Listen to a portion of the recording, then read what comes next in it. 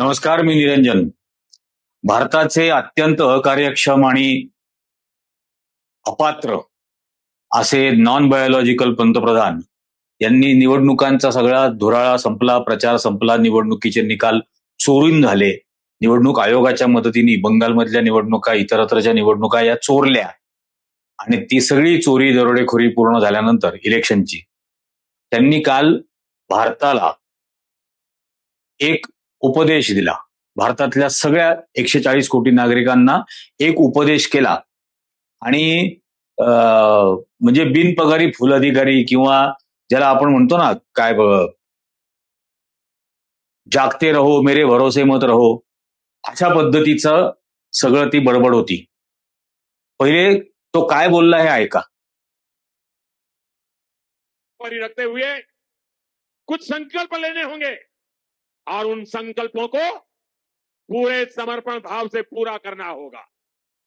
जैसे एक बड़ा संकल्प है पेट्रोल डीजल का संयम से इस्तेमाल करना. साथियों, हमें पेट्रोल डीजल का उपयोग कम करना होगा. शहरों में जहां मेट्रो है वहां हम तय करें कि हम मेट्रो का ही उपयोग करेंगे.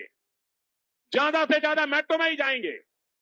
अगर कार में ही जाना जरूरी है तो फिर कार पूल करने का प्रयास करें और भी लोगों को साथ बिठा ले. अगर हमें कहीं सामान भेजना हो तो कोशिश करनी है कि वह ज्यादा से ज्यादा रेलवे गुड्स के जो ट्रेन होती है रेलवे की सर्विसेज से भेजें, ताकि इलेक्ट्रिक रेलवे होने के कारण पेट्रोल डीजल की जरूरत नहीं पड़ती है. जिन लोगों के पास इलेक्ट्रिक व्हीकल है वो भी कोशिश करें. आता हे सगळं भाषण केलं की तुम्ही काय करा, परदेशवाऱ्या करू नका, पेट्रोल बद्दल बोलू नका, हे नाही ते नाही, सगळं बडबड करून झाली. आणि महाशय आता United Arab Emirates, Netherlands, Sweden, Norway आणि इटली या 5 देशांच्या दौऱ्यावरती निघून गेले. लोकांना सांगितलं परदेशात नाही जायचं, परदेशाच्या विमान फेऱ्या, प्रवास फेऱ्या या टाळा, त्याच्याने डॉलर खर्च होतात, हे सगळं लोकांना सांगितलं आणि स्वतः आता निघून गेला. 15 ते 17 मेच्या दरम्यान युएई आणि नेदरलँड, 17 मेला स्वीडन, नॉर्वेला 17, 18, 19 मे, इटलीला 19, 20 मे. त्यामुळे हे गेलं निघून. आता काय होणार? आता 20 मे पर्यंत 1001% भारतामध्ये पेट्रोल आणि डिझेलच्या किमती भरमाट वाढणार, भरमसाठ प्रमाणात वाढवल्या जाणार. आणि तुम्हाला त्याग करायला सांगितलंय, तुम्हाला बलिदान करायला सांगितलंय, तुम्ही देशासाठी काहीतरी सोसायचंय, तुम्ही देशभक्ती करायची आहे. आणि ह्या उडाण टप्पू हे जगामध्ये ज्या वेळेला हे संकट येत होतं गेल्या 3 महिन्यांपासून, त्याच्या 2 महिने आधीपासून इराणच्या भोवती त्या गल्फ ऑफ ओमानमध्ये अमेरिकेतर्फे सर्व नेव्ही डिप्लॉय केली जात होती, एअरक्राफ्ट कॅरियर डिप्लॉय केले जात होते, फायटर प्लेन्स डिप्लॉय केले जात होते. त्या सर्व काळामध्ये हा उडाण टप्पू काय करत होता? या 5 राज्यांच्या निवडणुकांमध्ये प्रचार करत फिरत होता आणि युद्धाच्या 24 तास 36 तास आधी त्या इस्रायलला जाऊन बेंजामिन नेतान्याहूला मिठ्या मारत होता आणि खी खी खी खी खी खी करत होता. तेव्हा याला कळलं नाही देशावर किती संकट येणार आहे, की देशावरती काय काय संकट येऊ शकतात हे सांगत होता. ते त्याच्याबद्दल त्यावेळेस तो काहीही बोलायला तयार नाही. सगळं चांगलं आहे, सगळं आलबेल आहे. याचा पेट्रोलियम मिनिस्टर सांगत होता देशाकडे साठा आहे पेट्रोल डिझेलचा पुरेसा, गॅसचा तुटवडा नाही. महाराष्ट्राचा मुख्यमंत्री देवेंद्र फडणवीस तर असं बोलत होता की गॅसचा तुटवडा नाहीये आणि गॅसचा तुटवडा आहे अशी कोणी अफवा पसरवली तर देशद्रोहाचा गुन्हा दाखल करू. आता कर मोदीवर देशद्रोहाचा गुन्हा म्हणावं. आहे का हिंमत फडणवीसची? लोका सांगे ब्रह्मज्ञान स्वतः कोरडे पाषाण, ही अवस्था आणून ठेवलेली आहे.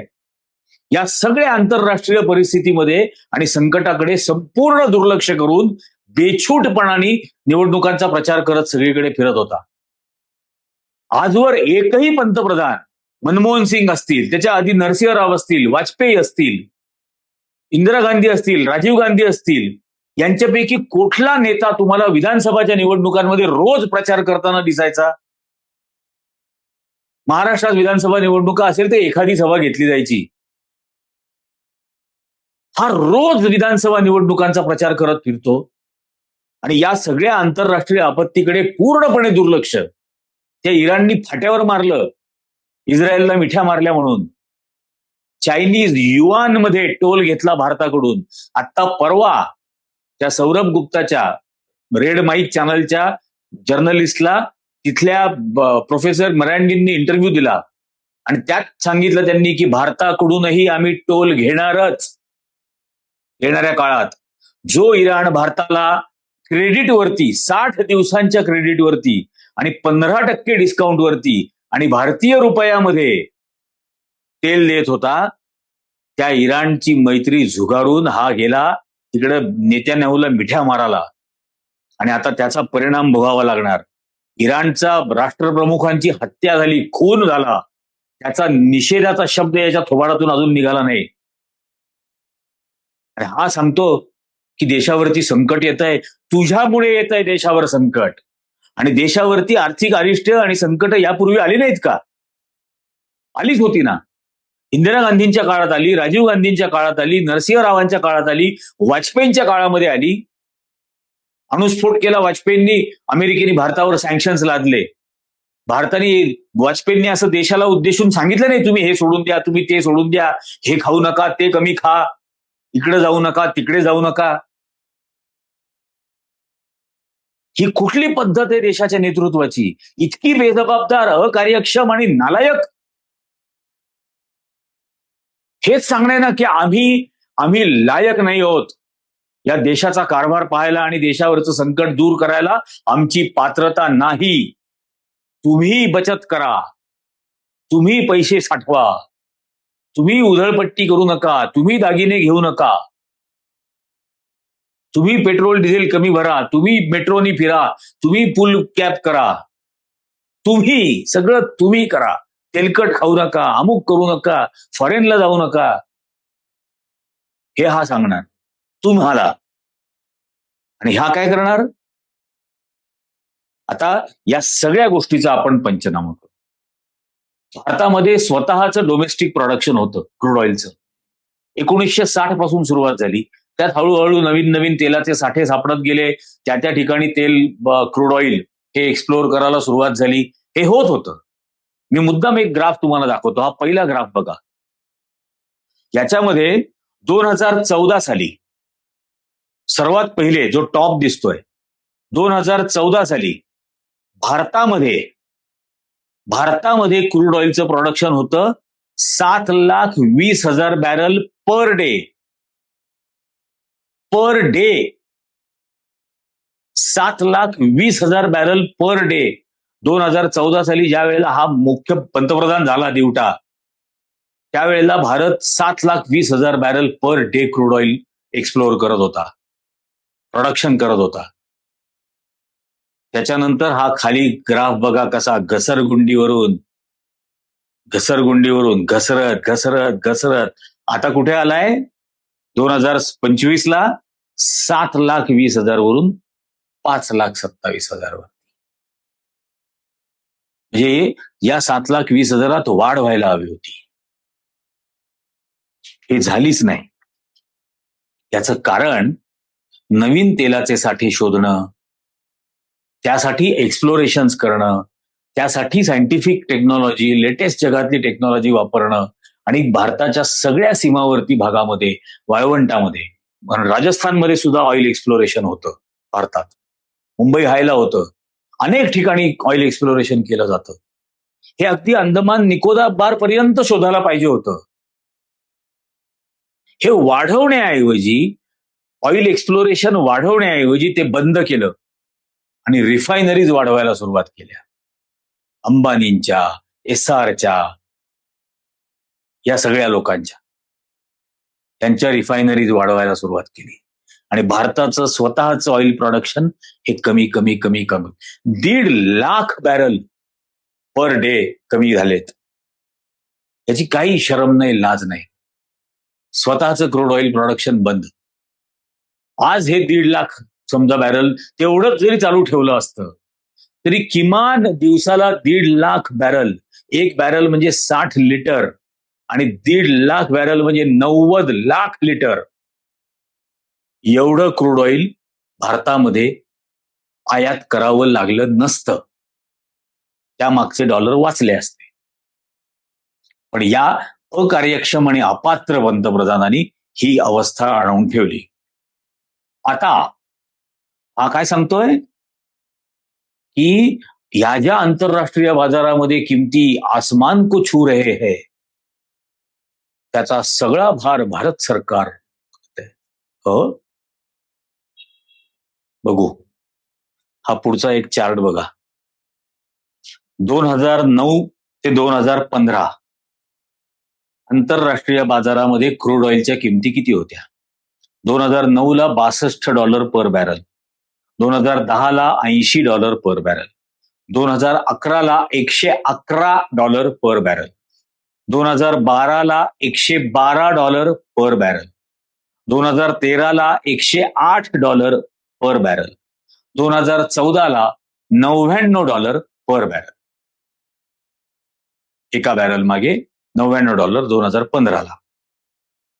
म्हणजे तोपर्यंत हे जे मनमोहन सिंगांच्या काळातले 5 वर्ष झाली 2009 ते 2013 इथं क्रूड ऑइल 112, 111, 108 अशा किमतीमध्ये होतं पर बॅरल. आता त्यावेळेला भारतातल्या पेट्रोलच्या किमती काय होत्या? दुसरा चार्ट बघा. 2009 साली भारतातल्या पेट्रोलच्या किमती 40 ते 48, 2010 ला 47 ते 52, 2011 ला 63 ते 77, 12 ला 68, 13 ला 72 आणि 14 ला 71 ते 72.5 अशी किंमत होती. त्यावेळेला नरेंद्र मोदी आणि त्यांचा अख्खा भारतीय जनता पक्ष परिवार काय करत होता? 72 रुपये पेट्रोल झालं त्यावेळेला.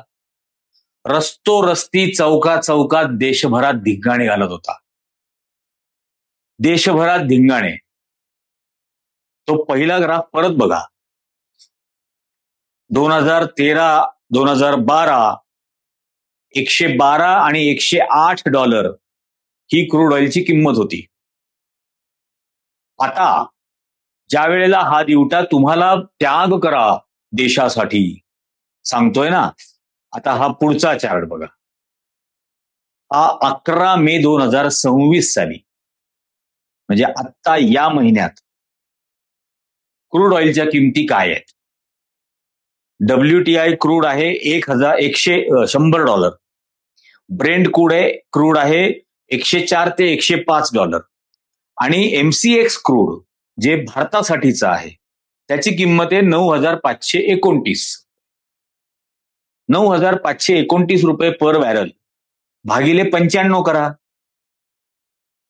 $101 ही आत्ता किंमत आहे पर बॅरलची.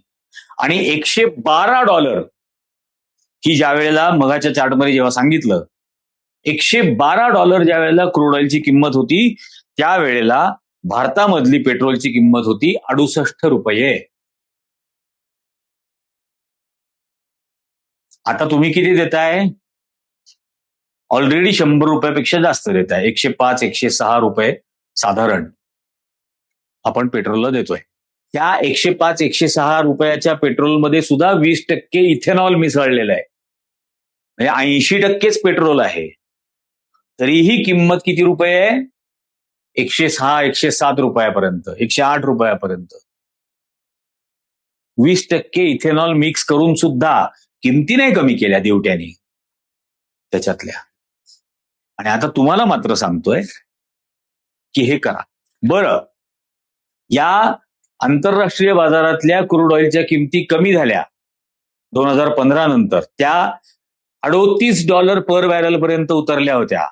पण भारतातली पेट्रोलची किंमत ₹1 कमी झाली नाही.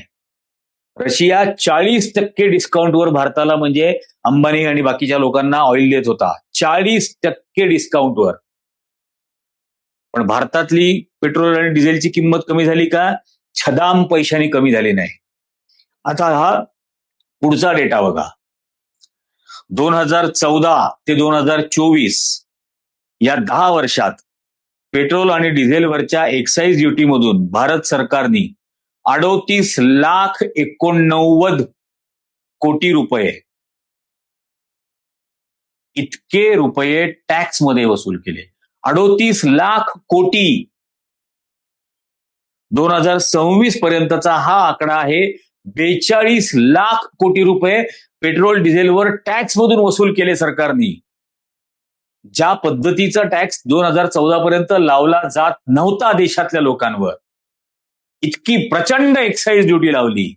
2 आणि 3 रुपयाची एक्साईज ड्युटी यांनी 35 रुपयापर्यंत नेऊन ठेवली या नरेंद्र मोदींनी. आणि तुमच्या माझ्या खिशातून 42,00,000 कोटी रुपये पेट्रोल डिझेलच्या टॅक्समधून वसूल केले. आणि आता 2012-13च्या क्रूड ऑइलच्या किमतीपेक्षा कमी किंमत असताना हा तुम्हाला सांगतोय, देशासाठी त्याग करा, बलिदान करा.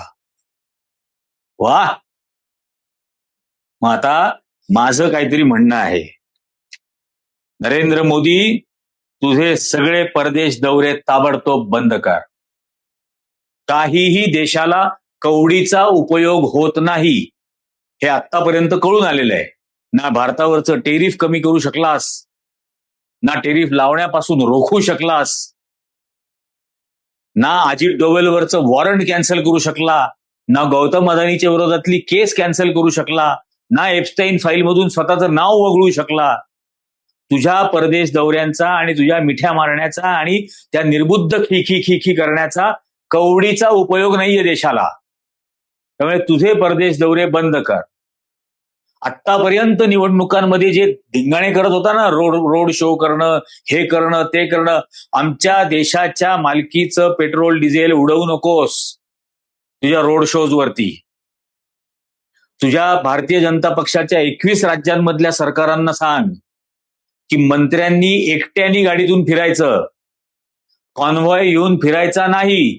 तुमच्या मंत्र्यांच्या पाठीमागे, फडणवीसच्या मागे, अजित पवार, आपल्या सुनेत्रा पवार असतील, एकनाथ शिंदे असतील आणि त्यांचे सगळे मंत्री, एकही एस्कॉर्टची गाडी किंवा कार्यकर्त्याची गाडी पाठीमागे घेऊन फिरायचं नाही. एकटे फिरा. फालतू पेट्रोल डिझेल जाळू नका. राज्य सरकारचे पैसे, नागरिकांच्या कराचे पैसे उधळू नका कृपा करून. हे मुद्दाम लक्षात घ्या. यापुढे तुम्ही आम्हाला सांगता ना की कॉन्फरन्स कॉलवरती मिटिंग घ्या, झूमवर मिटिंग घ्या, ऑनलाईन मिटिंग घ्या, शक्यतो वर्क फ्रॉम होम करा, हे सांगता ना. मग तुमच्या सर्व जाहीर सभा बंद करा, तुमचे मेळावे बंद करा. हे तुमच्या पक्षाचा प्रचार करणारे जे कोण संत, महंत, कीर्तनकार आहेत, यांचे सगळे उद्योग बंद करा. यांनी कुठल्याही गावात फिरायचं नाही, दौरे करायचे नाहीत, बेलवाहन अमुक करा, तमुक करा. आणि छत्रपती शिवाजी महाराज काय होते, जैन मुनी जे बोलतात ते, हे बिलकुल बंद करा. एकही जाहीर कार्यक्रम तुम्ही लोकांनी घ्यायचा नाही. पैशाची उधळपट्टी करू नका. नागरिकांच्या करातून मिळणाऱ्या, ताबडतोब या सगळ्या गोष्टी बंद करा. खाद्यतेलाचा वापर कमी करा, तुमच्या बैठका कमी करा, तुमच्या बैठकांमधली जेवणं बंद करा. या आमदार आणि खासदारांना मिळणारा पगार बंद करा. या आमदार, खासदार आणि मंत्र्यांना दिलं जाणारं पेन्शन बंद करा. अजिबात तुम्ही पेन्शन आणि पगार घेण्याच्या लायकीचे नाही. अजिबात तुम्ही लायकीचे नाही. त्यामुळे ताबडतोब हे बंद करा. हे लोकांना सांगू नका. स्वदेशी वस्तूंचा वापर करा. याच्या पुढे नरेंद्र मोदींनी लेन्सकार्टचा ढापण घालायचा, चष्मा. ते फ्रेंच आणि जर्मन आणि बल्गेरियन वगैरे ते चष्मे वापरायचे नाहीत. इथला रेनॉल्ड्सचा पेन वापरायचा, भारतातला. इम्पोर्टेड पेन, इम्पोर्टेड घड्याळं, इम्पोर्टेड जॅकेट, इम्पोर्टेड शूज, हे सगळी थेरं बंद करा. सर्व ही थेरं बंद करा. ताबडतोब बंद करा. तुमच्या सगळ्या मंत्र्यांनी, तुमच्या सर्व आमदारांनी भारतीय परदेशी बनावटीच्या मारुती गाड्यांमधूनच फिरायचं. खबरदार इम्पोर्टेड गाडीमधून तुम्ही कोणी फिरलात तर. हे लोकांना उपदेश देणं बंद करा. पहिले स्वतः उदाहरणातून सिद्ध करा. आणि त्या देवेंद्र फडणवीसला सांगा की ठाण्यातल्या कंपनीशी, वाशीतल्या कंपनीशी, नाशिकच्या कंपनीशी, संगमनेरच्या कंपनीशी करार करण्यासाठी डावोसला नका जाऊ. संगमनेरच्या कंपनीशी संगमनेरमध्ये जाऊन करार करा. मुंबईतल्या कंपनीशी मुंबईत करार करा. ठाण्यातल्या कंपनीशी ठाण्यात जाऊन करार करा. नागपूरच्या कंपनीशी नागपूरमध्ये करार करा. तेवढ्यासाठी डावोसला जाऊ नका. इथल्याच लोकांशी करार कराला. आणि बरोबर ते 50-100 जण घेऊन जाणं, बायकोला घेऊन जाणं, हे सगळं बंद करा. नरेंद्र मोदी फिरतात का बायकोला घेऊन? नरेंद्र मोदी ज्या दिवशी बायकोला घेऊन फिरतील त्याच दिवशी महाराष्ट्राच्या आणि देशातल्या सर्व मुख्यमंत्र्यांनी त्यांच्या बायकांना बरोबर घेऊन फिरायचं. करणार आहात का? हे नुसतं लोकांना उपदेश द्यायचे, याच्या पलीकडे काहीच नाहीये. आता आणखीन पुढे बघा, यांचे कारण तमाशे कमी नाहीयेत. सोनं खरेदी करू नका. मोदी, सोनं कोण खरेदी करतं? थोडंसं वास्तव माहितीये का? देशातले श्रीमंत सोनं खरेदी करतात. लखपतीपेक्षा जास्त. आता लखपती किरकोळ झाला देशात. करोडपती लोक सोनं विकत घेतात, सोनं साठवतात, सोन्यामध्ये संपत्ती ठेवतात. याच्या उलट हा एक चार्ट बघा, ग्राफ आहे, ग्राफ. गेल्या 5 वर्षात सोनं गहाण ठेवून कर्ज घेणं याचं प्रमाण किती होतं? 2020 साली 57,000 कोटी रुपयाचं लोक, देशभरातली लोक 57,000 कोटी रुपयाचं कर्ज घेत होते सोनं गहाण ठेवून. आता 2026 ला 4 लाख कोटी रुपयाचं सोनं गहाण ठेवलं गेलंय. 8 पट. 50,000 कोटीवरून 4 लाख कोटीवरती या देशातलं गोल्ड लोन गेलेलं आहे. 5 वर्षात 8 पट. 800% वाढ झालेली आहे. 800%. याचा अर्थ या देशातला मध्यम वर्ग, या देशातला निम्न मध्यम वर्ग, या देशातला गरीब हा अत्यंत गरीब आणि भिकारी व्हायला लागलेला आहे. त्याला त्याच्या घरातला शेवटचा ऍसेट जो असतो सोनं, तोच गहाण ठेवायला लागतोय. तोच गहाण ठेवायला लागतोय. आणि ही सर्व वेळ तू आणलीयस मोदी. या देशातल्या नागरिकांवरती ही अवस्था आणि यायला जबाबदार फक्त आणि फक्त तू आहेस. तू, तुझा पक्ष, तुझी मातृ संघटना आणि तुझे बिंडोक पदाधिकारी आणि कार्यकर्ते हेच जबाबदार आहेत. लोकांना सांगतो वर्क फ्रॉम होम. वर्क आहे का? नोकऱ्या चालल्या आहेत. भारतातल्या इंडस्ट्री ऑलरेडी बंद व्हायला लागल्या आहेत. तुझ्या गुजरातमधल्या प्लास्टिक इंडस्ट्री बंद झाल्या. तुझ्या गुजरातमधल्या टेक्सटाईल इंडस्ट्री बंद झाल्या. हे जे बेरोजगार झालेत त्यांना काय सांगणार? घरून काम कर. नोकरीच गेली त्यांची. ही अवस्था त्यांच्यावरती आणून ठेवलेली आहेस तू. आणि लोकांना शहाणपणा सांगायचा, तुम्ही हे करा, तुम्ही ते करा, त्यातून देशभक्ती सिद्ध करा. अरे तुझी देशभक्ती कधी सिद्ध होणार? तुझी कुठलीच तर भक्ती सिद्ध होत नाही. तुझा फक्त द्वेष तू जो लोकांचा करतोस, तो मुसलमानांचा करतो, अल्पसंख्याकांचा करतो, मागासवर्गीयांचा करतो, महिलांचा द्वेष करतो, विरोधी पक्षांचा द्वेष करतो, पुरोगामी विचारसरणीचा द्वेष करतो. तोच फक्त दिसतो. दुसरं तुझी कशावर भक्ती आहे हे कळतच नाही. तुझ्या आडाणीवर भक्ती आहे, तो भाग वेगळा. ही भयानक अवस्था आलेली आहे देशावर. आणि याला जबाबदार असणारा नरेंद्र मोदी तुम्हाला, आम्हाला सर्वांना उपदेश सांगून 5 देशांमध्ये दौऱ्यावर निघून गेला. आता होईल पेट्रोल डिझेलच्या किमतीमध्ये वाढ, गॅसच्या किमतीमध्ये वाढ, कारण निवडणुका झाल्या. त्याचा हेतू पूर्ण झाला. निवडणूक जीवी आहे, निवडणूक जीवी. क्षुद्र अत्यंत संतापजनक परिस्थिती देशावर आलेली आहे. काय वाटतं तुम्हाला या सगळ्याबद्दल? मला खाली कमेंट करून नक्की सांगा. हा व्हिडिओ जास्तीत जास्त जणांनी लाईक करा, जास्तीत जास्त जणांना याची लिंक शेअर करा. कळू द्या लोकांना यांचा खोटारडेपणा, आणि जास्तीत जास्त जणांना चॅनल सबस्क्राईब करायचाही आग्रह धरा. आत्ताच्या भागात इतकंच. धन्यवाद.